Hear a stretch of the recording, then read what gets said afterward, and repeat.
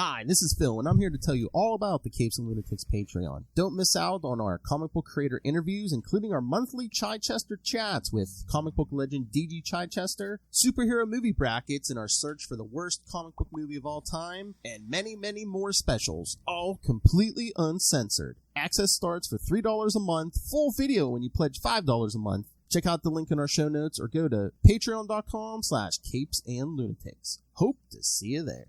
This is Luca Perich, host of a Totally Turtle Sports and Gaming YouTube channel, and you're listening to the Capes and Lunatics Podcast Network.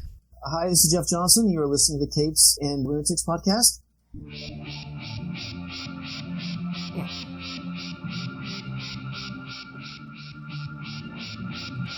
Rob's too good to dance. Anyway, welcome back, kids, to our holiday episode. We're going to talk Home Alone. Well, I am Phil. Thanks for listening, everybody. Good night. Yeah, hey, I don't... You're supposed to be starting this thing, Philip. I'm going. I am Phil. Joining me, as always, Santa's little helper from New Jersey. It is Charlie, La Professor Essa. And the next large object. And she who puts the bomb, bah humbug. It is. And our special guest, a man who's never allowed to be home alone. It is. Oh, this is where I say my name? You filthy animal, Phil. This is Rob Southgate. Buy my swag. A man who showed up, who's known a lot around the Chicago areas, who shows up in holiday movies for 5 seconds a clip. It is. No, and those checks just roll in. Someday I'm going to be able to buy a gumball. He's signing it. Yeah, he's got a carpal tunnel from signing them 12-cent checks. Yeah. Well, there's a bunch of them that I didn't even get those, so. Yeah, it's okay. It's okay, Rob. How dare you? What you have actually built outside of that, I mean, you know, that's the thing. It's we all dream of greatness in the arts, and you have achieved more than anyone here has. Whoa. And yet you went on and built your own empire afterwards, and that is impressive.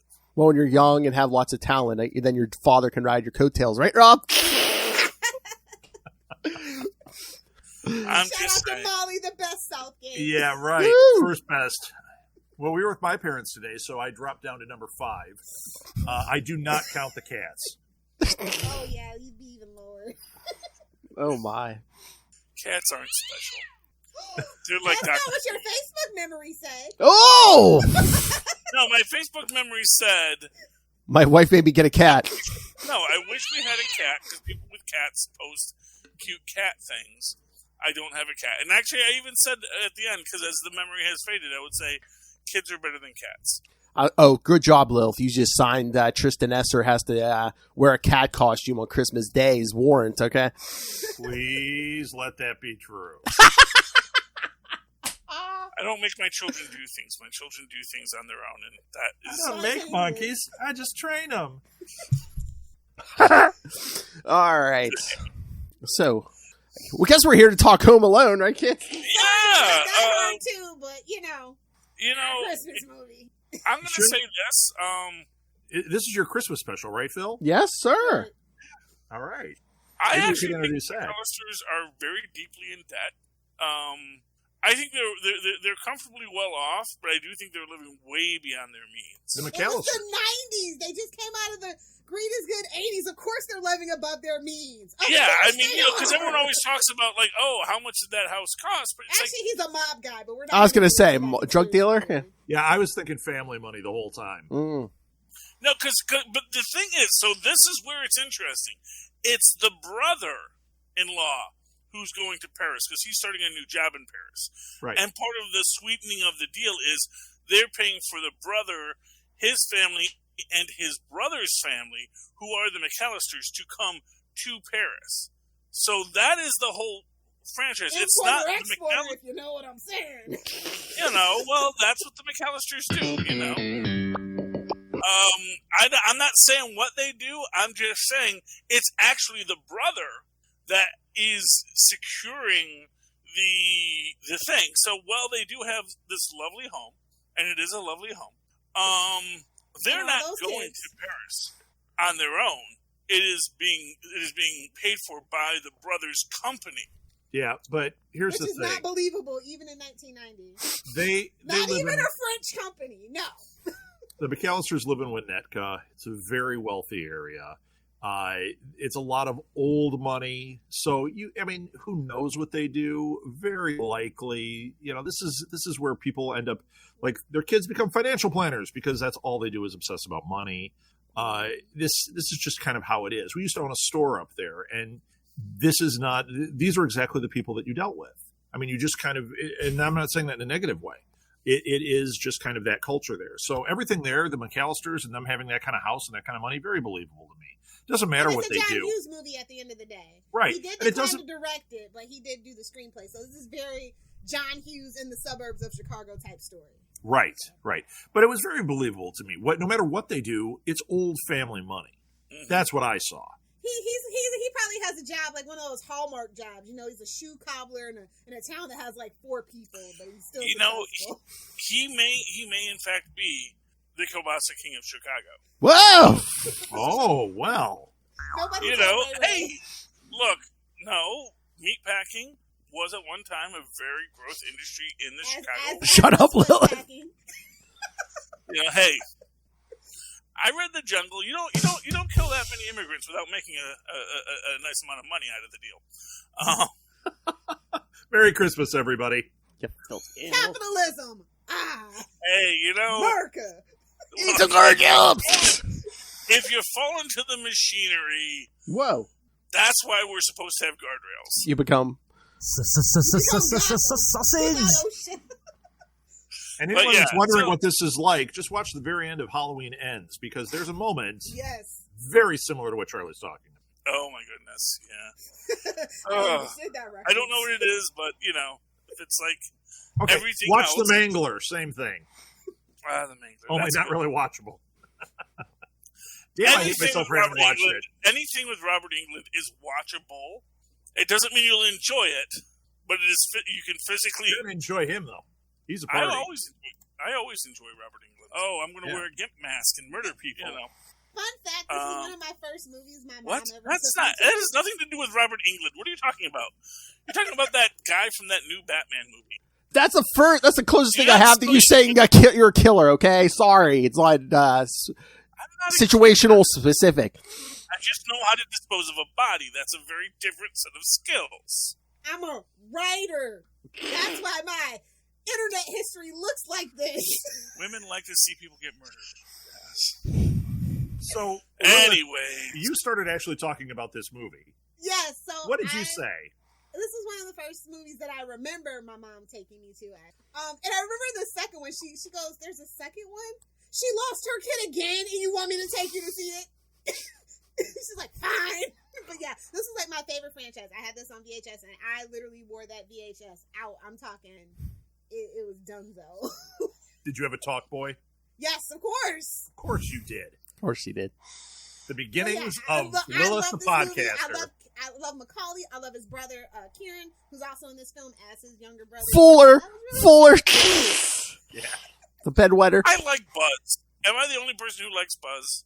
Probably. Oh, Buzz is funny too. It's the whole Yeah, the thing's older funny. brother, man. He's having he has his own issues, man. He's Now, got all Home Alone 3 these. is where they lose us. We don't do Home Alone 3, Home Alone 4, or the No. Disney Home Sweet Home or whatever that was. Yeah, No, I as don't soon know as what- Figure French- out. When French Stewart enters a franchise, it's over. Unless it's Third Rock from the Sun. Let's be clear. No. Home Alone 2, Donald Trump made sure we got no more good sequels. Yeah. I will. First of all, I'll say that French Stewart is a very fine actor. I do like him in a lot of words. They love him. Alan Tudyk of his day. Are you effing kidding me? Yeah, really. The man does a lot of work. So was Rob Southgate. He did. He was in Love Stinks. That one was all right. Wasn't he in that one? I don't know. I don't know. Oh yeah, Love Stinks. Okay, I'm remembering Love Stinks now. I get that confused with Life Stinks, which was a Mel Not Brooks. good. That was a bad Mel Brooks movie. Oh, it was okay. That's No, fine. you're not getting past me on that one, Charlie. That's a bad Mel Brooks movie. I mean, as a Mel Brooks movie, is it a 12 Chairs? No, No, it is not a 12 Chairs. as any movie, it's not a good movie. It's not a good movie. Although I'm not a fan of Mel Brooks from that era. After History of the World, I did not like Dead and Loving It. I didn't like Spaceballs. I know everyone loves that. You didn't like Get Out. No, you know what? No, it's okay. Everybody's Kick 'em. allowed to think. See, for me, Mel Brooks' peak is 12 Chairs, and I like Life Stinks because to me, it's him trying to be serious. Yeah, it didn't work. In his own comedy milieu. Charlie, shouldn't you be growing a hipster beard if 12 Chairs is your favorite Mel Brooks movie? That's beyond hipster. How do you- I don't even have a word for How do you that. not say That's my some say. old hipster? What wouldn't you say? Young Frankenstein That's my say, is his Charlie. finest film. And I'm a big 12 Chairs fan, by the way. I love it. And the There's a- producers was fantastic, also. There's a drop. Yeah, I mean, what I'll say is Young Frankenstein is a really good film. I think it's his best film. Well, it's a best film in the parody genre, and that's the thing. It's like if you want to pigeonhole him to parody, then yes, that's his best film. But the fact of the matter is, I want to pigeonhole him as a filmmaker. I think it's his best film. Okay, well, you know, And then right behind it is 12 Chairs and Producers. If we're talking films, then you get to Blazing Saddles, where his parody stuff goes nuts. Welcome to film Are school. we talking about Home Alone? no, actually, and again, right there, I'm going to push Blazing Saddles up a notch because Blazing Saddles is really a masterpiece of the Charlie cowboy and Robert show. He was the original co-host of Super Connectivity many years We ago. know. Anyway, Yeah. So the Yeah, I was just trying to set the picture. It's 1990. It's Christmas season. anyway, so yeah, but I'm 3 years old going on 4. here's what I love about this film is they do cover all their bases. There are reasons why everything that happens in the way it does. They establish early on. You even have Joe Pesci with his gold tooth, his lucky gold tooth. coming in as the cop. Yeah. Because he's trying to figure out, are you going to be gone this holiday season? Yeah, he's casing the joint. Yeah. He's casing the joint and is immediately seeing all the chaos that's there, which is nice. But also creates a situation where Kevin McAllister sees him. And also, and again, to Joe Pesci's character's credit, that comes back, where Joe Pesci is also very well aware of Kevin McAllister and knows that this kid saw him and he's seeing that kid. And Right. he's reading the reactions. And also, again, to just give it to Macaulay Culkin here, I know that this was heck on earth for the poor kid, but he is actually a really good actor in this. It's does a good He's job. going to become an even better actor who's had his troubles, and I can't wait for Yeah. another comeback. I just watched it today. I just watched the last episode of Righteous Gemstones, which if you haven't watched, and Kevin That's McAllister definitely going to is. set a good change of the. He's fantastic in it too. Yeah. But at Brenda and the baby, I'm so happy for them. well, yeah. I mean, at that age, to carry this kind of movie. Yeah. Well, they had a market for these kind of movies back in the day. Oh, yeah. I mean, big screen, not just Disney. Oh, yeah, major no, TV yeah. Shows. That's what I miss. Like, I feel so bad for the kids. Like, they just get marketed kind of squabbled. Yeah. Whatever, Well, and they're just getting streaming stuff, unless it's a big animated film, which now is pretty much streaming, or something in tights. They're not really getting the film experience that we had. Like, But we can sit around like a bunch of grumpy old people crabbing about it, or just go, you know what, things change. It's how it is. It'll come back around. It's cyclical. I mean, heck, Molly wants to buy vinyl. It's cyclical. It all comes back. I know. I prefer cassette, but whatever. Really? Well, No, I'm kidding. It's a Those joke. are their pile of It's a singles Charlie over joke. there. I mean, what it comes down, It's a Charlie joke. I prefer cassette. What it I have comes singles down of to- everything. 8-track. that's 8-track. That's how this show should be presented. About what it- every 20 minutes, you're, and then it goes back into the next track. Charlie froze. No, he didn't. yeah. That's just Charlie having a stroke mid-show. Well, from my perspective, you all froze. Yeah, it's okay. Well, it's all We the actually joke. our It does it every Wi-Fi time. ran out of power earlier, so right now we're on powered time.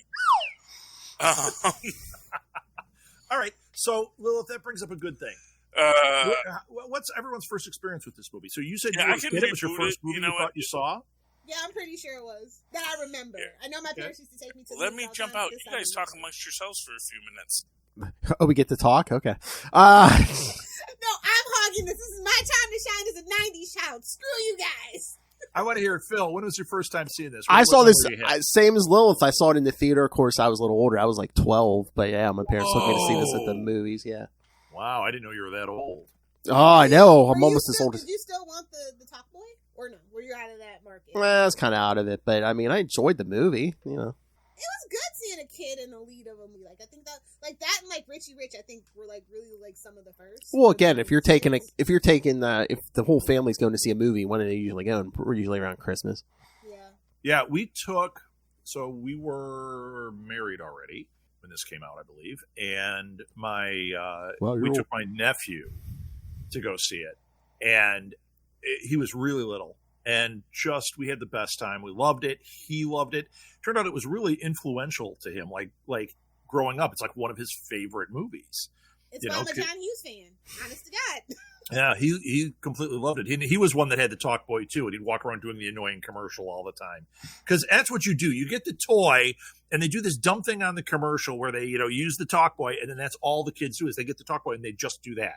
As opposed to this annoying kid who, when he got his first tape recorder, recorded his very first podcast inadvertently. Read all about it in Pod Life Volume 1, available at Amazon.com. Links in the show notes. Links in the show This is notes. Patreon. There's no show notes. Well, there What? should be. What? There'll be show notes. Oh, okay. But yeah, so that was our first experience, was taking my nephew. And we were, what year did this come out? 90. 1990. Okay. So we were 22. So, I mean, we're still pretty young at that point. Not far out of high school, but it definitely gave us the warm family feels. You know what I mean? Yeah, this is a fun movie. And ironically, it was directed by Chris Columbus, who actually I think had a lot to do with the script. I know it's a John Hughes movie. I think it's actually a Chris Columbus movie, in my opinion. And he was a producer on Jingle All the Way. So I spent 2 days having a nonstop conversation with Chris Columbus. We got along famously. He was awesome. Awesome guy. Hello, Charlie. Funny thing. Hello. Disney wouldn't have the rights if Warner Brothers would have kept. Can you imagine? Warner Brothers fumbled the bag so hard on this because they sent it over to 20th Century Fox because they blew the budget. No, I can't believe it. Warner Brothers made a bad business decision. No, I don't believe it. Business decision I know, since the beginning of time. But yeah, I just when I read that, I was like, wow. It's been all downhill since Jack one of the Warner highest grossing comedies of all time. I think only The Hangover 2 topped it. So that was a really And I mean, it's a Christmas movie. 27 years, I think I read. It was golden, Golden Globe. And it's a Christmas movie. I mean, those get played over and over. I mean, Christmas Story. I mean, they fumbled that bag so hard. Elf. Wow. I mean, the one channel was just playing Elf last weekend, like 24 hours. Yeah.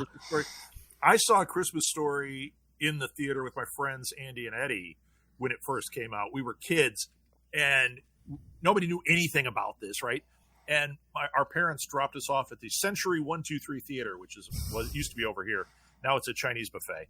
And as all things eventually become. They would drop us off, and we were those kids. It was like $3 for a movie or something stupid like that, which was awesome. But they'd drop us off, and it was like, here, they're your babysitter. So we'd just go from theater to theater, And Christmas Story, we got in there, we watched it, and we stayed in the theater. We watched it 3 times that day. Yeah. We loved it. We thought it was hilarious. Popcorn? No, but I'm sure we did. But that might be the movie where Eddie, who was a couple years younger than us, in between movies, all of a sudden comes back with this thing of popcorn and he's eating it. We're like, where'd you get money for popcorn? More popcorn. He was like, oh no, people leave it on the floors here. I just put it in a basket. They just throw it away. We're like, yeah, you're gonna die. That's awesome. You're going places, kid. No, to be fair, it's honestly, if you really think the popcorn you get off the floor is any better than the popcorn you get at the stand, you've obviously never worked in a movie theater, so and gross. Yeah, well. Don't ask about the tortilla chips at the Mexican restaurant. Anyway. Yeah, so where do we leave off? Because I'm back now. We were talking about when the first time we saw this film was. What was your experience, Charlie? Oh, well, I saw it when it came out, obviously. It was the only film that was playing. I saw it with my brother who was mean to me, but that's okay. Like Kevin and Buzz. Like Kevin and Buzz. Is he an older brother or younger? Oh, I'm sorry. No, actually, I'm sorry. I'm thinking Christmas Story. I actually never saw this in the theater. I was a bit more grown when this came out. Sorry, we were talking about Christmas Story. I was thinking about the Christmas Story that I did see in the theater. That's a great film. So you this is also in a the film. theater?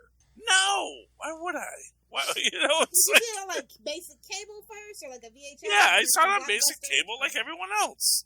Like everyone else of my age group, because I'm not a child, and this was a children's movie. This came out in what? Good movie, first of all. How old are you, Charlie? Well, when did this come out? 1990. 1990. So I was Charlie. Yeah, I was a junior in high school. Thank you very much. Rob saw it in theater. He was 22. I was 22. But we took my nephew. It was very family time. Oh, going well, to see yeah, the movie. that's... But you know what? That didn't matter. Maeve and I would have gone to everything. We didn't care. We weren't movie snobs. We're, Yeah, Well, when you're was 22... a movie snob in his earlier years. When you're 22, you can go back and watch, like, youthful films because you have the intellectual status to process it. When we were 18 and we were having our first date, we went and saw one of our first dates. We went and saw Lady and the Tramp. Which is a classic, first of all. I will have no Lady and the Tramp slander, not even the remake. No, Lady and the Tramp is a fantastic. Lady and the Tramp, that's what they called the two of them. Phil, was that on a note card? Have you been waiting for that joke for a while? That's right. Somebody's going to say this sometime. I can't wait. Getting back to Home Alone. So when was the first time you saw Lady and the Tramp, Charlie? I'm kidding. No, Lady and the Tramp I saw like years ago. I saw it when I was a kid, and I've seen it as an adult. It is a Disney classic for a reason, because it's a Disney classic. Yeah, because they put that on the box. Tell us. They put it was in the box. It had to be good, Rob. I like everything. You know what? Here's what I'll say: is like Disney has made some rather bad films over the years that do not get as much play. Lady and the Tramp is not one of them. I thought you meant the Eternals. Oh! What did I tell you? Well, first off, that's not a Disney product. That's an MCU product. So I couldn't help. And you wait. Eternals is going to get its day, just like Thor 2 got its day. Wait, Thor 2 got its day? Thor 2 got its day? Maybe you don't read my social media, but I watched Eternals not that long ago for the first time, and the first 20 minutes I hated, and then I fell in love with it. I thought it was great. What, you went to sleep? No. The first 20 minutes are not good, but after that, it actually is good, which is ironic because most movies, the 20-minute mark is when everything starts to happen. It's your change, and like the story starts at 20 minutes. Watch every movie. You can time it almost to 20 minutes. And in this one, that is when it started, but it's like they kind of forgot to write the first 20 minutes. All of human history is a little rough to cram into 20 minutes, and I guess that was their basic premises. So did you guys read read any of the trivia about this movie at all? About Home Alone? No, but I'm sure Lilith probably knows it. So do you know who was originally supposed to play, what is it, Marv? No, what's the other one? Harry. Did you hear who they originally looked at for Harry? Any guesses? I'm gonna guess either Chevy Chase or Dan Aykroyd. Robert De Niro. Would you like to guess who the second choice for Harry was? Because Robert De Niro said, "I'm not doing that." Pacino? There are no. Well, I don't know. I guess so. Yeah. I can't think of his name. Oh yeah, John Lovitz. And then the third choice. Oh, John Lovitz, I could see is good. Thank you. But he said he wouldn't do it because it was a kid movie. Oh, because John Lovitz. Because he didn't like. Lovitz has so many choices. And then that's probably why he did Mom and Dad Save the Universe, because he says, "I'm not passing up on a kids movie a second time." Right. Got him. Bazinga. And then Joe Pesci, and Joe Pesci was. I love Joe Pesci. I loved him in this. I look like a clown to you? Am I here to make you laugh? Go get your shine box, Kevin. The Bruce Dern role, not the Joe Pesci role. Okay. Hey, Kevin, can I borrow this knife? It's not for anything. I mean, we gotta take a ride. Well, like a clown to you? See, I'm here for your amusement? Meanwhile, my favorite one is, My Cousin Vinny. My clock is ticking. Yeah, that's a great movie. Is the finest film ever made. Actually, you know what? It's not a good movie, but the Super, he's funny in. It's just not a good movie. It's kind of like a half a movie, But Casino, Joe Pesci is just wonderful. No. The Super. No, My Cousin Vinny is honestly a nearly perfect film. I love that one. Plus, it's got Fred Gwynn in it. Well, we don't know when I watch it, but Fred Gwynn. No, Marissa Tomei. Oh, yeah, Marissa Tomei. Yeah. And her I love how the judge looks at her like, get you a man that looks at you like the judge looked at Marissa Tomei in that movie. Right. Yeah. Confused that she's with Joe Pesci? You mean that look? My biological clock Joe Pesci is a lovable character in this. This is actually He's the one time just trying to, scam his way into millions. It's fine. Yeah. Well, he's not millions. He's just trying to be a lawyer. He's trying to defend the innocent against a cruel, unfeeling social order that, full of cops. Charlie, you know what movie we're talking about, right? I'm just asking for a friend. Are we talking about My Cousin Vinny? Home Alone. Back to Home Alone. Okay. Another thing I read with Joe Pesci is he kept swearing. So Chris Columbus, because that's what he always does, right? Chris Columbus trained him to say fridge. Oh, come here, you frigid kid. Yeah. Which is so funny to me. That just cracks me up because, Joe Pesci stayed away from Macaulay Culkin through the entire thing because he wanted Macaulay to be legitimately scared of him. They were the same size. Oh. Hey, kid, can I borrow these pajamas and this knife? It's just we're going on A2, Lilith, A2. Anyway. I'm actually taller than Danny DeVito, Joe Pesci. Oh, that's a high limbo bar. Halle Berry, I'm taller than. Plot twist. Are you? Really? Yeah, she's only 5'3". I'm 5'4". Really? Oh, you took Maeve as well. Not going to throw her under the bus. I'm 5'9" in heels, so. Ooh, WNBA. Wow. And Phil, you're what, 5'5"? No, just my personality. He's got short king energy. I'm 6 foot. Well, maybe 5'11" now. I don't know. I'm 5'11" and 3/4, except I've lost the 3/4 in recent years. So.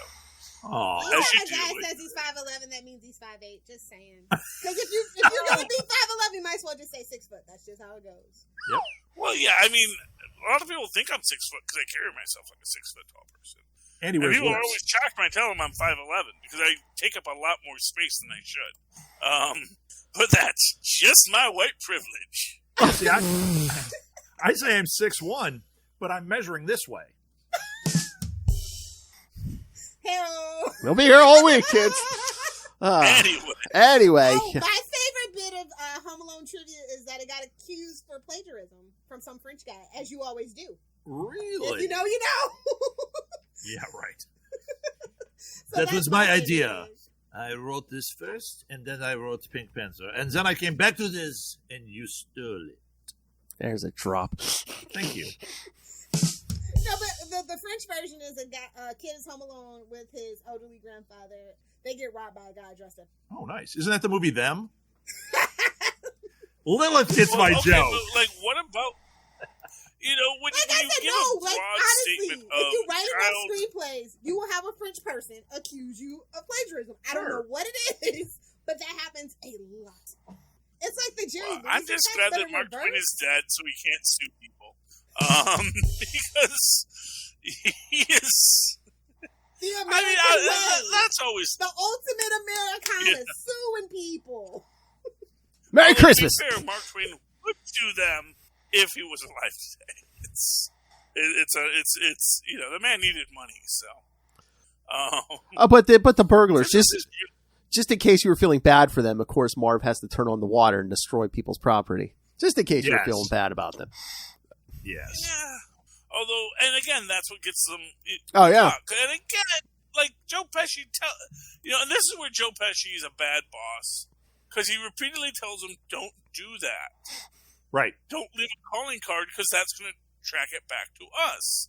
And then as they're being taken away, the cops say, hey, it's a good thing you always left that calling card. Now we can associate all of these thefts with you guys. Yeah, really dumb. Like the worst Abbott and Costello bit ever. Abbott and Costello go to jail, they might as well call this one. Well, you know what? Really, it is very Abbott Costello-ish, and it's just a Looney Tunes cartoon. The whole thing.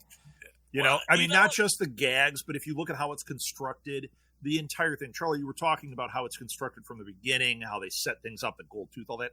Watch any of the classic Looney Tunes, especially the Bugs Bunny ones. They're set up exactly the same way. So that's all this was. It's a Christmas Looney Tunes. Well, I mean, I would argue that this is, and actually the Abbott and Costello reference, I didn't even think of that until now. And I'm thinking, you know what? This very much is an Abbott and Costello film filtered through the Three Stooges. So you can actually build out, like, you could do this film in, like, the 1940s. Oh, yeah, for sure. Yeah, this is a very, which is probably why it's a Christmas classic, because it hits into ideas that are classics for slapstick comedy. Right. And this is a really horrifying bit of slapstick comedy. Okay, or we were talking before about our first times watching this. Luca watched this for the first time when I was rewatching this. 9 years old. Or is he too sophisticated? No. Well, no. What was his first thing at the end of the movie? He's like, "Wait a minute! He cleaned all that up before his mom got home the next day." Nice. Obviously, Danielle doesn't beat that kid. No. Well, to be fair, I think he was saying. I think he. No. Yeah, I know. I know. No, but I'm just saying. I think Luca was like, "Is it physically possible whether he could fix all that by the time they got home?" Well, but the thing is that it doesn't matter. She's just happy. Oh yeah. But I mean, if she was expecting the house to be on fire. Yeah. But I mean, and her even child if dead. but if you look at the So room, she's like, "Oh my goodness, you didn't burn down the house." Plus, they didn't have cell phones or anything, so. I mean, this definitely wouldn't hold up. Now it's like Seinfeld; it wouldn't hold up. So can I? I'm going to share a. Although they did knock out the phones, and he is just young enough that his parents might not trust him with his cell phone. or they might have. I mean, they were all leaving. They thought they were all leaving town. They might have taken the cell phone with them, or at least the charger. Yeah, but they would have called the house from their cell phone until he picked up. It would have been. Oh yeah. Yeah. But the phone lines were out. Yeah. So plus, they probably would have had one for him and had Find My Phone, so they could track where this kid is. Exactly. So let me they share. would have Ring cameras. Let's be honest. That's right. Alexa, find my son. Let me share my personal. He's got an Apple AirPod tag. I have a personal Home Alone story for you. Everybody get your hot cocoa. So this year, we, my friend Jack, everybody knows Jack from Nuff Said. Jack's mom died. Sorry to bring everybody down. Okay. And of course, what did we do? We jumped in the car and we went to Nashville to support him, go to the funeral. And Molly was staying back with her girlfriend Lucy, who's going to go into Chicago and stay at Lucy's. So we got up at 2 a.m, I think. We're driving to Nashville. We had a whole thing worked out. Molly was going to get up. Our neighbor was going to drive her to the bus station, and then she was going to go down to Lucy's. About 6 a.m, we've been driving for 4 or 5 hours. Lucy's mom writes, "I'm throwing up. It's awful. Molly can't come." Home Alone, baby. What were we going to do? So Molly stayed home. I mean, what's the worst you're going to do? Make you dinner by the time you get back? I mean, seriously. That's just She's making an episode of Making It with Molly? Like, what? I mean, clean the house. I know. But we were freaking out. We're like, oh my God, we totally Home Alone this. We, of course, called all the neighbors that we know. We're like, can you watch? What's she going to do? Write Pod Life Volume 6? Like, come on. That's pretty much what she Mother, did. Father, I wrote a new screenplay. She was like, it was safer having her here than it was having one of us. You know? So it was pretty funny. So we had our own personal Home Alone moment. We still call it the Home Alone time that we were there. She ended up going to Lucy's, but she had a couple of days of like, she was here. Yeah. Her friends up the street she got to hang out with. It's not like she was just alone, but it was that feeling like, oh my God, we're driving going, do we turn around? What do we do? Of course, we had an adult on the other end saying, I'm fine. Her therapist will, unpack all of this then. Oh, that's at the bottom of the therapist list. I mean, Rob Southgate's your father. That's the bottom of the list. See all these books? These are just minor conversations with the therapist. We haven't even gotten to our Home Alone event.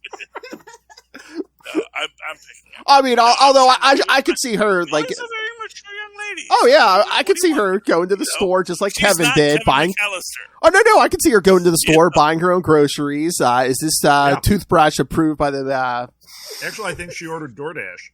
Well, probably. Yeah. Well, It's that's the also the ADA, advantage. American Dental Association, Philip. Yes. Yeah.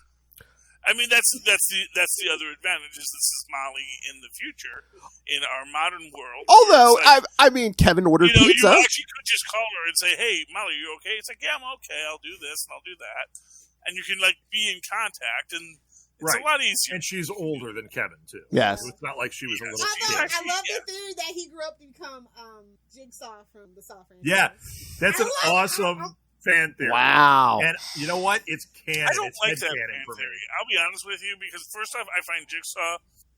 First off, I find all villains just sad and petty. It's like, dude, really? Yeah, You're but he was smart in abused this, by but you're Buzz not for good that at it. long. And two, even though it was brief, he And I did. feel like Buzz was Sydney from Toy Story was Sid from Toy Story was based on Buzz. And two, Yeah. Well, he did come in physical contact Right. with Donald Trump. So Yeah, he was. I mean, actually, what Wasn't I will he say salty is and petty? Plug. Ooh. Yep. what I will coming in January 2023. What I will say about Buzz is I always feel that there's a bit of a Scott Farkas quality to him. Oh in my that, God, he and- looks totally like Scott. Oh, he needs his ass beat. Okay. Well, he does, but he also, he's got stuff of his own, man. This is a big family, man. I don't know what's he's going on under with these people. investigation for something from 2017, right? So What, the actor? Yeah. Oh, yeah, graping, So what did you guys Raping- think of John Candy in this? John Candy is Unexpected wonderful. John Candy is amazing. First of all, Although, I gotta say, this is one of my favorite scenes in this, is him trying to, get the mom to play his licorice stick. Yeah. And she's just like, F no, dude. Right. Really. Come on, We try aren't it. even friends. Try okay? it. I really appreciate what you did, but do not make me blow your freaking licorice stick. And Come on, try it. Try it. Slow down. I need this for drops. Clarinet. Slow down. I need this for drops. But yeah, that's the thing. It's like, it was a weirdly awkward scene where you can see he's like, come on, play. It's like, first off, I don't play this instrument, which is a very difficult instrument to play. So why would you even think I would know what to do Right. to blow into it? Except that you either want to embarrass me by putting your clarinet in my mouth and make me blow on it. It's like, dude, you're weirding me out. You're creeping me out. Although You're creeping me out. Remember we didn't need the seatbelts and we could all just sit in the back of a big old moving van? Those were the days. you know what I found when I was in middle school? It might have been elementary school. They have a novelization of this movie for kids. It's from Scholastic. Oh, really? Okay. I wish I still That's had really it. But yeah, I had it for a very long time. I thought Did they that change was anything? No, I mean, of course they shortened as much as they could, but it was pretty true. Because some of those novelizations are interesting. A lot of times they get them off of the original script. Yep, and a lot changes from the script. And things change, yeah. I think it's the Return of the Jedi one is really good because it's very different. Poltergeist has some interesting scenes in it. I actually read Poltergeist before I saw the movie, and it was weird because it's a movie novelization. I'm like, where are these scenes? What's going on here? Oh, that's. Oh yeah. So that they can get it out in time, they have Right. to use the screenplay. Oh yeah. 1989 Batman had that too. Yeah, there was an extra scene or two in that novel. My favorite Yeah. is This Gremlins, movie's where you so find much out better. what the heck a gremlin is. And you find out that there's this entire alien race backstory Yeah, of right. these created creatures They just said that became this was unstable new. under certain circumstances. And it's like, wait, what now? And it's beautiful in its simplicity. It's just like, oh, this is, you wonder what a Mogwai was? Yeah, Mogwai were created by an advanced alien race to be just fun pets, I guess. But sometimes they get a little out of hand. Which makes And them so more they- closely tied to the xenomorph from Alien than we realize. Well, yeah, except that these were just purely benevolent. These were purely benevolent, Yeah, but pet isn't it interesting to toys. think that evolves because Alien takes place so far in the future? they evolve into the xenomorphs. And was that like that's a possibility. Was that like a Hollywood? Xenomorph after midnight. That's all we know. Was that like a Hollywood trope where it's like if after a while they're just like, just make them aliens? It's like Gremlins, Highlander. It's just like, just make them aliens. We don't talk about Highlander, Phil. It still burns my. Yeah, Highlander 2 is. I don't even think it fits in any other Highlander franchise. That's like the Halloween 3 of the Highlanders series.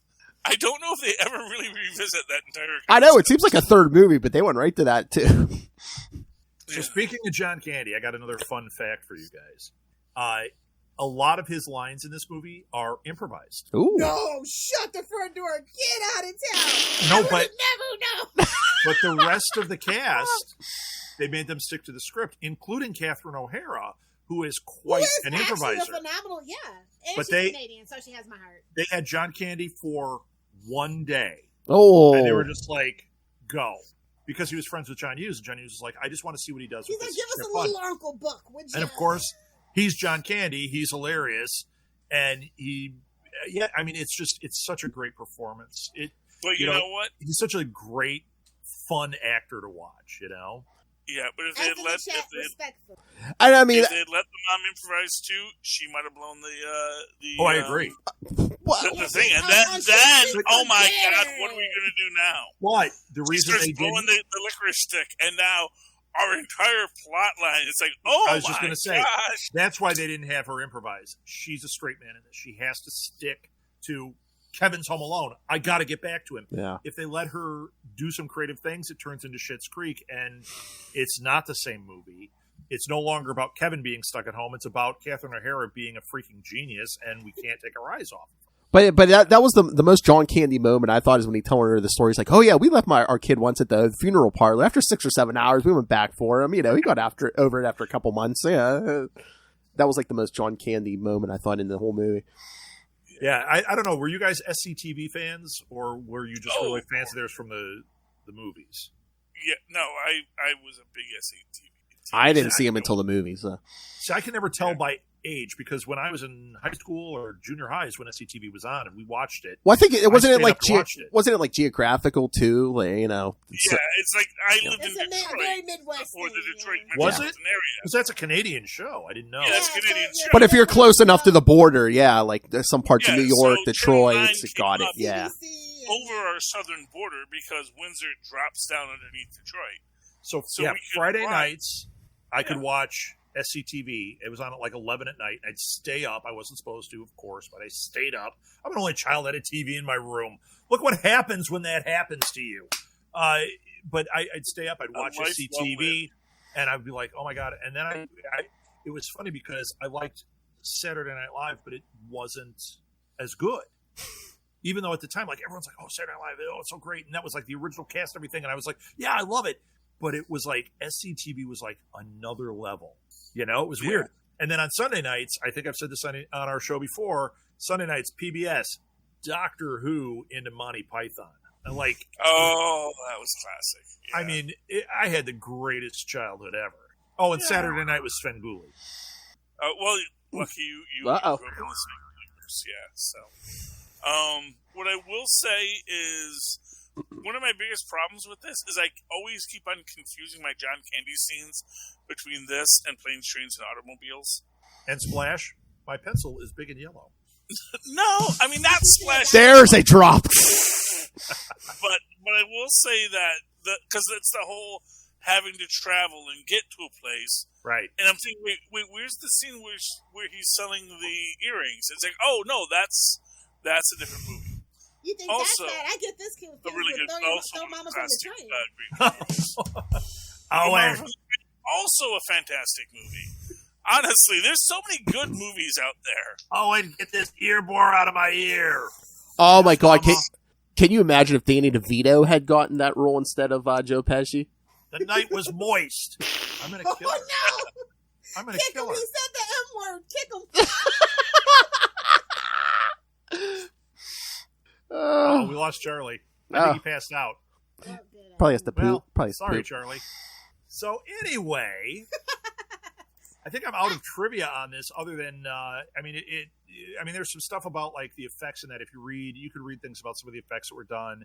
A lot of practical effects, like even the blowtorch on his head is really interesting. They put a glass plate, and he's kind of behind it a little bit. There's a fake head thing there, so it looks like it's really hitting him. They're using some camera technique there. That was the heyday for practical effects. I really missed that. And there's really good ones.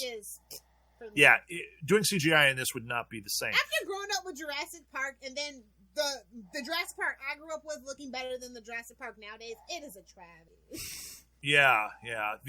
This one, although the practicals, like when Daniel Stern steps on that nail, I cannot handle it. When you see that nail go up into the foot, it hurts.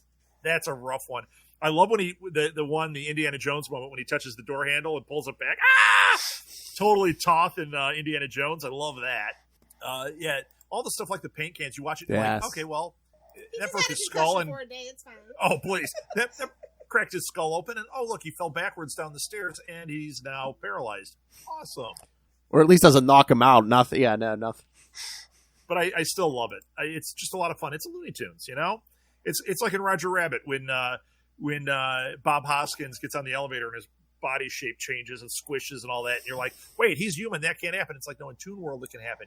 In Toon World is where we are with Home Alone. So absolutely agree. Pretty fun. And but shout out to John Williams, Yes. Best original, what was it? It's got a great song, Somewhere in Memory, My Memory. Yep, really great. And the second one is actually really good too. Can't believe it lost. What did it lose to? Dick? I don't know. Second one is really good, but then after that, this series is utter garbage. Oh yeah, they list. And John Hughes was still writing the screenplay, so I was super confused about that.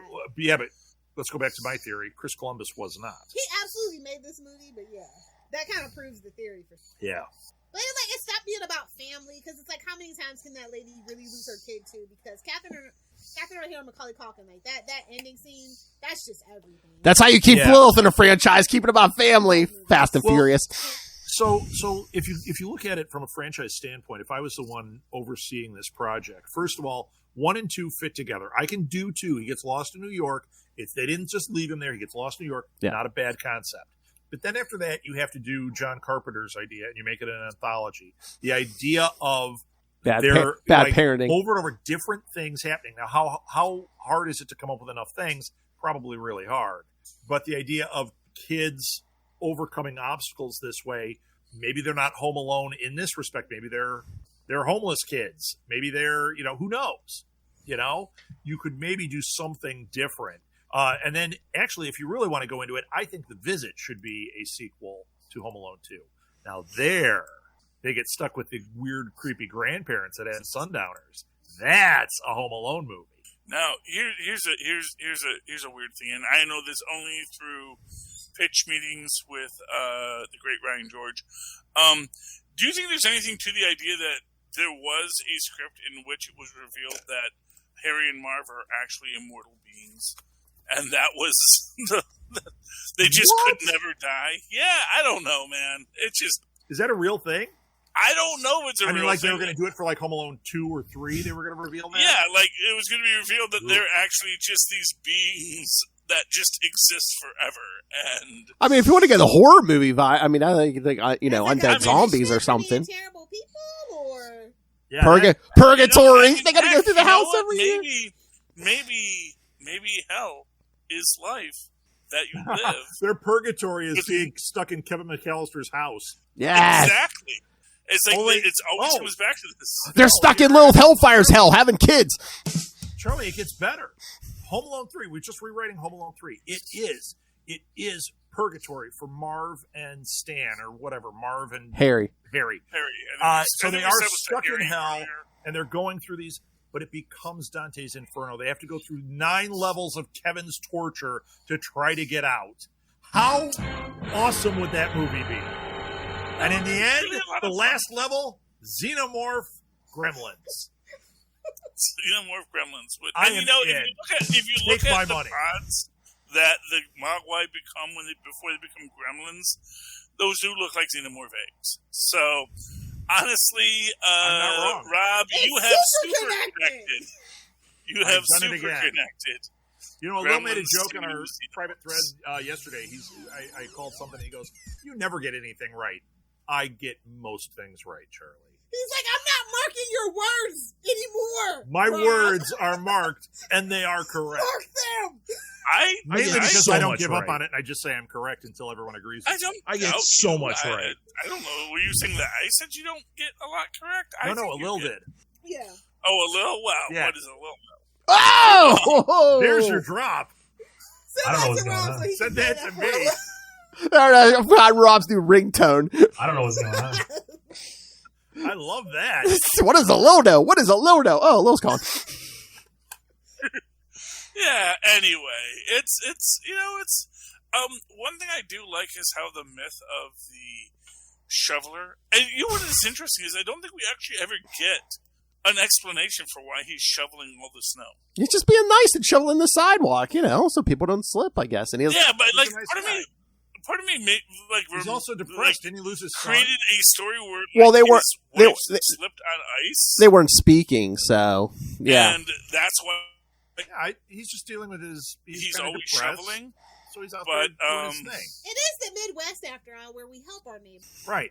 We're not heartless bastards like those New Jerseyites. Snooky. Well, him and his son weren't speaking, but we never actually find out what happened to his wife. Alien abduction. It all comes back to that. The truth is out there. Scully, I swear. Connected to wife- another Fox No, property. I'm baby. just saying it would have been interesting. I just if feel like this they is a would- pitch for a new He's Rob not Southgate so show. older. His wife has been missing for 8 minutes, Scully. Alien abductions coming from Rob Southgate in 2023. A new show. Yeah, I'm going to break through movies this way. And when they come in, they do come in weird. Although, did you ever hear me? I guested on a show a bunch of times. No! That was not part of our network called Remake This Movie Right.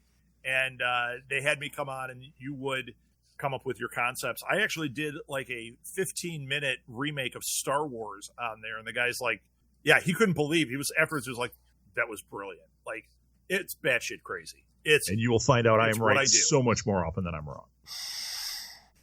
Yep. Yeah, well, I get He's so like, no, much send me right. that joint. Star I Wars want is a that. complex franchise. Go I back did it and for look at my Hellboy. history. Hellboy. I did it for Star Wars. I did it for Tron. I did it for something else. But Star Wars was the crazy one because I went on a filibuster and No! they were like, holy cow. No one's ever done more than like 3 minutes. I'm like, oh, that was 15 or 20 minutes. Yeah. I just have so much to say. I'm so passionate. So you know says Master You know- Do. Honestly, I think Rob could save Hollywood if anyone would let him do it. And They you better give hurry, me I'm getting not a old. chance, so. Getting! Well, you know, Although, aren't I Yeah. next in line for Warner Brothers? I mean, I've got to What be did you getting say? close. It's You like know, how all the they got women in James America Gunn. get to date Pete Davidson. I think all the men in America get to work at Warner Brothers. You just gotta wait your turn. Or date Pete Davidson. Yeah. I actually think James Gunn is going to do a great job. I think it's going to change his tone, but I think he gets it. I have hope. It can't be worse. It can't be worse. I think he gets it. I think that Marvel actually might have to play catch up at some point if they don't shake things up a little bit. I mean, James Gunn Peacemaker. has some vision. Peacemaker. I mean, it worked. It did. Peacemaker. But you know what? He can't direct all their stuff. No. And Well, that's yeah, where the but problem he is. Well, make him Make him Feige. Make him He's very Feige. much the Brian, Well, that's Michael what Bendis. they're doing. He's a They're connector. making him Feige. Yeah. And here's what I'm going to say: for everyone that wants to say that Feige's making missteps, I don't see missteps. I don't either. Get out of town. Shut the I see a person who's establishing the idea that there is an entire universe that has existed outside of the films you saw. He's touching the statue. And I know you want to say that just because it happened on screen, that's what is canon. It's like, no. There's a lot of stuff that happened off screen that you never even knew about. Right. And I right agree. now, was definitely looking for his money. you know, that's the thing. This is why I don't think we're going to get a X-Men origin or a Fantastic Four origin. And I think we might get, No, maybe I not. think we'll see it in Oh, context baby, we're a getting little a bit. Fantastic Four origin. I don't know where Well, you're you'll get it thrown back. Right. The one, But it'll the be one you'll spot see they the had movie, was you'll see the characters, and then they'll show maybe not even in the first Fantastic Four movie, maybe Yeah, second but we're or getting third. origins for you. Yeah, but they'll pull Captain. They'll pull Captain. Oh, man. They'll pull They're not gonna Captain have an Marvel. origin It'll be a flashback. Yeah. They're not going to have an origin in the MCU in the 616. It's not going to happen. They exist outside of it. It's not like we've already seen a Reed Richards. It's not like they're going to like, oh wait, Reed Richards. Wait a minute. No, they've already seen that this character exists in another multiverse. Okay, what are we doing here? Anyway, in Home Alone. Yeah, Oh my God! Rob Southgate pulled himself back from the edge. McAllister eventually becomes Batman, and Fox property. There you go. Sure. honestly, I always, that I think works the best. Batman, much more my than, favorite character. The much chance more is than never zero, Jigsaw Ray. is the idea. Now, of course, obviously, you said, well, Mark your bingo Batman card. had no had no siblings. It's like, yeah, well, that's what he tells everyone else. Killed them all to make himself stronger, so he got all the money. See, I don't have to kill you. I'm He has just to be saying, an orphan. somehow they always find a relative somewhere. There's always a Van Wayne, and Van Wayne. Ooh. the other side. We don't talk about. I'm gonna say it, man. Powerless will be appreciated in time. It is a beautiful series. But Powerless. Good Lord, Charlie. Powerless was fantastic. Exactly. And if people don't know that, I don't know what to tell you. I don't know how to explain to you what good superhero stories are, but there you go. And again, was there for Alan Tudyk. We all know. well, yeah, but to get it back to, and this is what I will say. It's like It's not the reason literal, why Charlie. Andor and The Mandalorian are popular is because they're not focusing on everything that is, oh, here's the grand galactic empire. It's like, no, here's everybody else that's dealing with this. You can have something off left of center, but it's like you have a script behind it too. Right. Well, there was a script there. Okay, I liked it, but not everyone else did. That's okay, Everyone Charlie. is as smart as me. I understand here. that, and I don't judge anyone. Come here, Charlie. It's okay. Wow! My favorite part of this movie is where the dad finds the gold tooth. Like, Honey, what's this? Yes. Oh yeah, and of course, and Marv is mad about, or But Harry's mad about that. So- Joe Pesci's mad about it. so No Pesci. Kevin cleaned up all the broken ornaments and that and the micro machines, but he missed the damn tooth. gold Yes. tooth. Well, to be fair, the cleaning up of the micro machines is relatively easy. Yeah, but the car is hard, but maybe no one's walked on the back steps.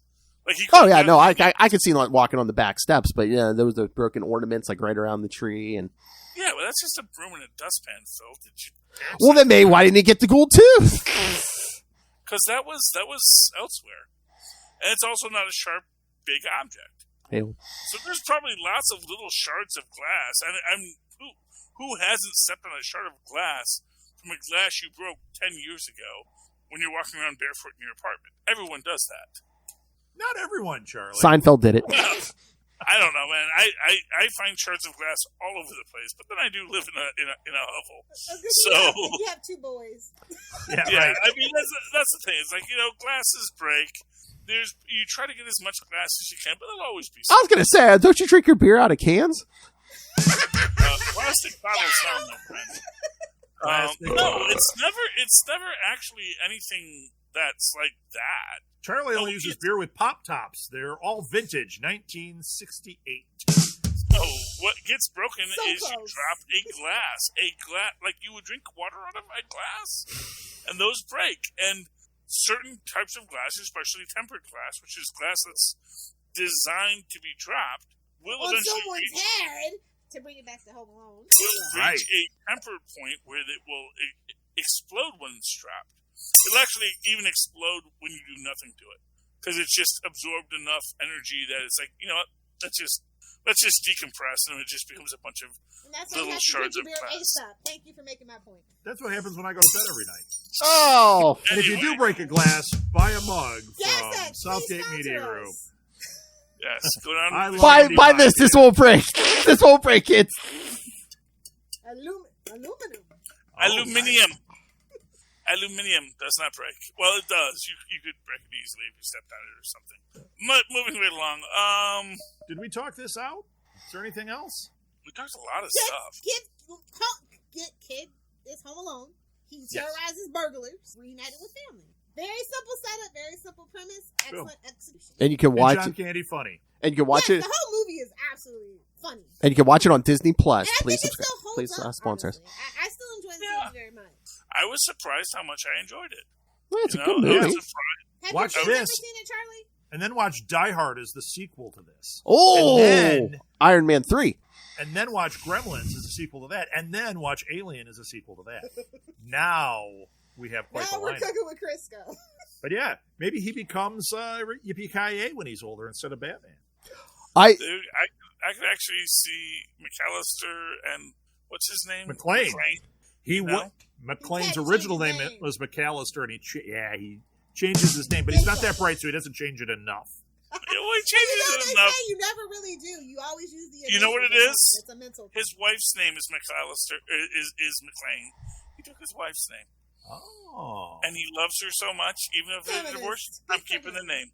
I'm keeping the name. very nice. Now it's a feminist love story. Thank you. Nice, very nice. I saw Christmas Theory recently where when Will Ferrell was on The Office and he has his accident where he hits his head. Then the sequel to that is Elf, so he thinks he's an elf after he hits his head on The Office. Kind of makes sense. Works for Other me. than the whole fact that, they're at the North Pole. He's hallucinating that though he's just wandering around the pole. Oh, they're not. So then it's just the Fisher King, but from what's his name? McKay? Mork from Mork. Robin Williams? Robin Williams' perspective. Yeah, it's the There you Fisher go. King. I like that. You saw the film The Fisher King, right? Yeah. Robin Yes, of Williams? course. Jeff Bridges and Robin Williams. What are you kidding Yeah, me? I mean, honestly, Harry it's Gilliam film. Oh, it's fantastic. But the idea is that, Robin Williams' character is a bit mentally ill, and he sees what he needs to see. So, okay, I'm sorry. I didn't know that we were doing this with Philistines, Rob. I apologize. Coming up next, the Charlie Show Podcast King with the mentally ill Charlie Esser. With the highly refined Maz Manzoor. Going through the history of cinema through the perspective of the Eternals. Oh yes. No. Esser and Manzoor, your new Siskel and Ebert. Thumbs up, and let me tell you the history of the thumbs up. All right, so are we done here? I'm done. But do watch The Fisher King. It's a good It's a film. great movie. Great movie. All right. Ray's like, I don't know what's going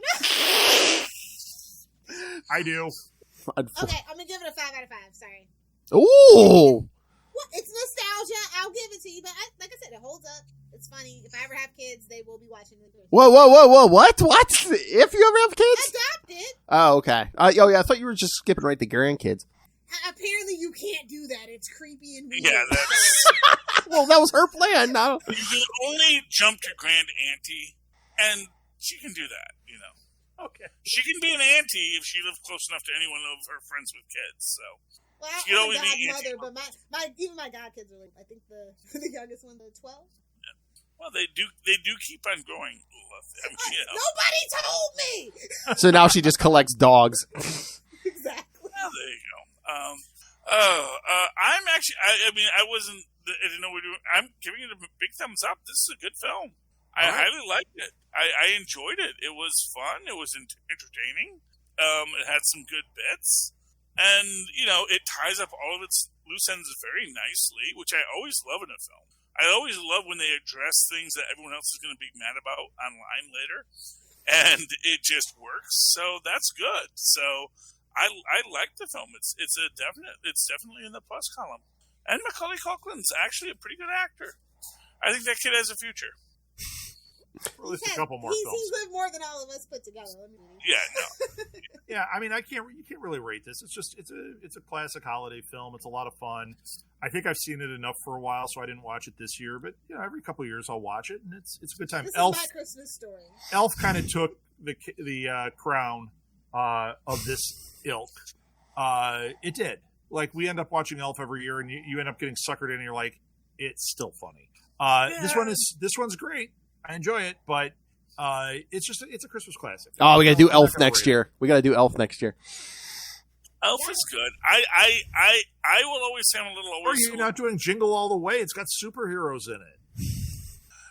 Jingle All the Way is. Boy, really high on yourself, huh, Rob? Really high on yourself, huh, Rob? No, I just want to get in and rip on that ending. No, it's Rob's like, I got a solid 5 minutes for you. I could really, we could really dissect. We should really just do an entire dissection of Rob Southgate's. My 10 seconds. Yeah. Yes, it would be. Yeah. Oh, the movie or his whole life? Like, you took the TV down already. Okay, I was gonna say you could No. have in this frame, you can clearly see. What were you thinking at 23:54, Robert? No, but Jingle All the Way is a good film too. But no, it's I The apologize 90s to were Rob. filled with 90s. It's not. Listen, Tim Allen was the king of Christmas in my childhood. We could do all of them: Santa Claus, Christmas with the Cranks, all of them. Oh, you mean the one where he murders Santa and steals his identity? Yeah. My He favorite. doesn't murder Santa. Santa dies, and he It just. was a setup. That- It assaulted the roof. Right. Who thinks someone's going on the roof? Santa at Christmas? Tim the Toolbox Killer Taylor. I'm just saying, it is never established prior to The elf set Santa third up. We all know. episode. Yeah. He Third was a literal slave That- driver, and they were sick of him. It was a mutiny. Everyone loves that. cocaine. I mean, that's true. But what I'm saying is, it's like Santa as a public figure was not a quantified idea until the third movie when Jack Frost comes in. So suddenly we're in a post Avengers Endgame world where magic is real and everyone knows it. And then the sequel to that is Only Red Murders Balls. at the North Pole. Exactly. Little Martin Short joke there. Thank you. Thank you. like- I'm you not know, here all I'm- week. Martin Just Short feels and like it. Yeah. they're very funny. Who have not worked together a lot, really, except for Three Amigos. Right? Because it's like Steve Martin wasn't on SNL; he just hosted a lot, and Martin Short was up at SCTV. Those twains never met, and Well, Martin Short was on SNL also. well, yeah, I mean, you can only hold that talent back so long. Welcome to Christmas 2023. And then you got Ed Grimley. Are we ready for the plugs yet? I'm ready for the plugs. I know. Robert, okay. I mean, literally. Whoa! Got him. Bill, you Yeah, feel I me? want to know what Rob's plugging today, bro. Come on. Yeah, come on, Robert. Come on, Robert. Do you have plugs, Rob? I don't know. What do you got? Oh, man. You know what? Hey, offer the patrons some consultation. Absolutely. Yeah. You know what? Everybody has a podcast that's a patron. So. I've got... Captive audience, Rob. I've got one site called Southgate Small Business where I do marketing, consulting, and coaching for entrepreneurs and small businesses and podcasters and artists and all that. It's interesting. We also have the podcast props, which is really it was supposed to be for established podcasters, helping them with their marketing, which they desperately need. But it turned out a lot of people wanted help even launching them. But then out of that, I kept getting people that wanted me to help them put out their first book or market their stuff for Artist Alley. And I'm like, so Southgate Small Business grew out of that. So if you need marketing help, and I don't do it for you, I teach you how to do it. I figure, Boo. no, man, I would rather teach I you don't how to do want it to and learn how work to with fish. you. Just give me the damn fish, Rob. Yeah, it doesn't work that way. But it's definitely what I got going on. So SouthgateSmallBusiness.com and thepodcastprops.com. There's my plugs. And Molly's show, Read Between the Lines, we just did no whatever. We posted 30 full episodes in November of her podcast. She interviews authors, and I'm telling you, it was awesome. And she gets some big names. In there. But it was an awesome show. So definitely check that out. It's called Read Between the Lines, and Molly crushes it. Especially if you're a writer. She gets into that kind of stuff a lot, like asking their technique and all that, because Molly's a writer. And it's just, it's fascinating listening. There we go. I plugged the hell. Yay. All right. Buy my swag. Go to TeePublic. All right. Buy some Rob. Oh, wait. I'm sorry. Yes, go buy Rob's products. Make it rain. All right. So, yeah. Funny. And he's out. Fell out of his chair. He's out. All right, kids. So if you want to get a hold of us and talk to us, They know. They're the patrons. They know. yes, we'll be back. We have a whole group chat. We'll be back in the new year, but until then, you'll have, yes, again, that power team of Charlie Esser and Moz Manzor on Super Connectivity. But, We're connecting the super things. hey, They're docking. All right. I got more plugs, Phil. Oh!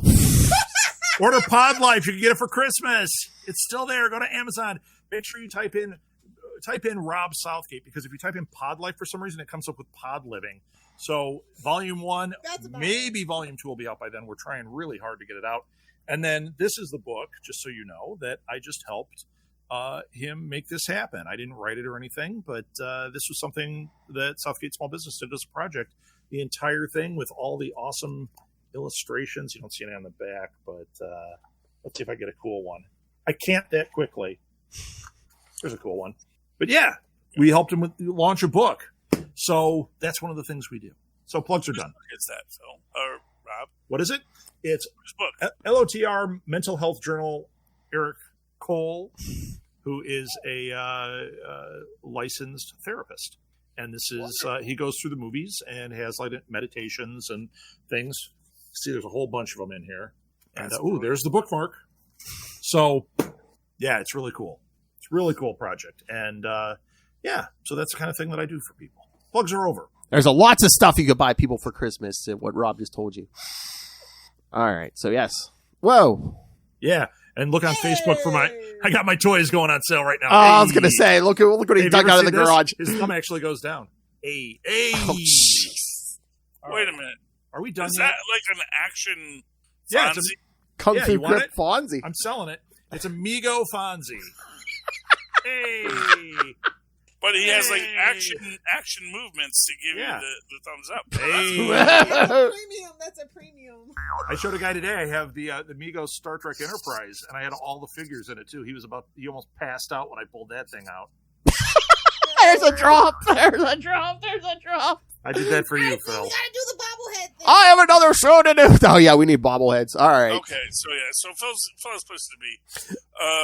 All right, contact us. Email us, CapesandLunatics@gmail.com, or call the voicemail 614-382-2737. That's 614-38-CAPES. And remember, you can follow Capes and Lunatics on Facebook, on Twitter, on Instagram, now on Hive.